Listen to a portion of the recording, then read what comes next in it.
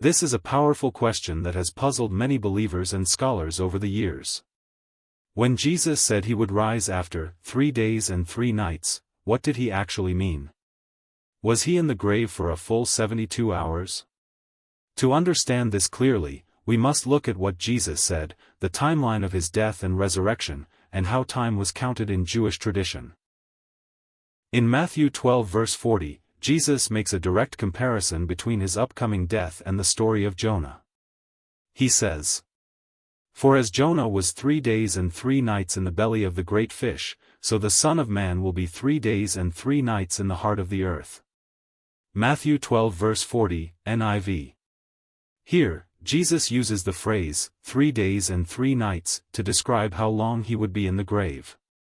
This statement has led many to assume he must have stayed in the tomb exactly 72 hours.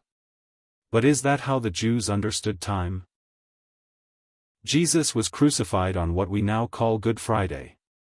The Bible confirms this when it says Jesus died on the day of preparation, which was the day before the Sabbath, Mark 15 verse 42. In Jewish tradition, the Sabbath begins at sunset on Friday and ends at sunset on Saturday. This means Jesus died and was buried before Friday evening. So the timeline begins late Friday afternoon when he was laid in the tomb.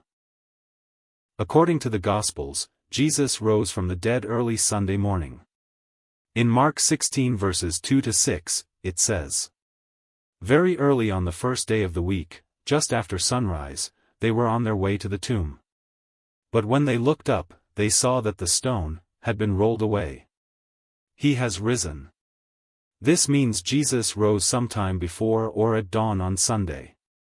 By the time the women arrived, he was already risen. Therefore, he was in the tomb for part of Friday, day 1. All of Saturday, day 2. Part of Sunday morning, day 3.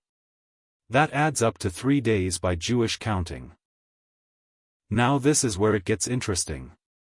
Jesus was not in the tomb for 3 full 24-hour periods. He was likely in the tomb for around 36 to 40 hours, not 72. But in Jewish tradition, any part of a day counts as a whole day and night. So, Friday, before sunset, equals day and night 1. Saturday equals day and night 2. Sunday, early morning, equals day and night 3. In Jewish idiom, this equals 3 days and 3 nights.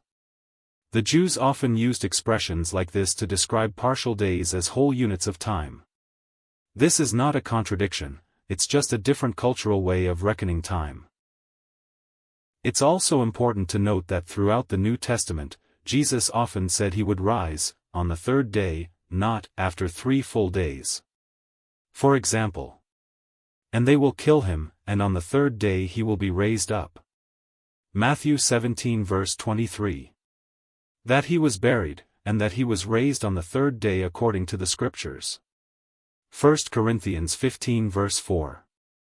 If he rose on Sunday, then counting Friday as day 1, Saturday as day 2, and Sunday as day 3, the prophecy was perfectly fulfilled. He rose on the 3rd day, just as he promised.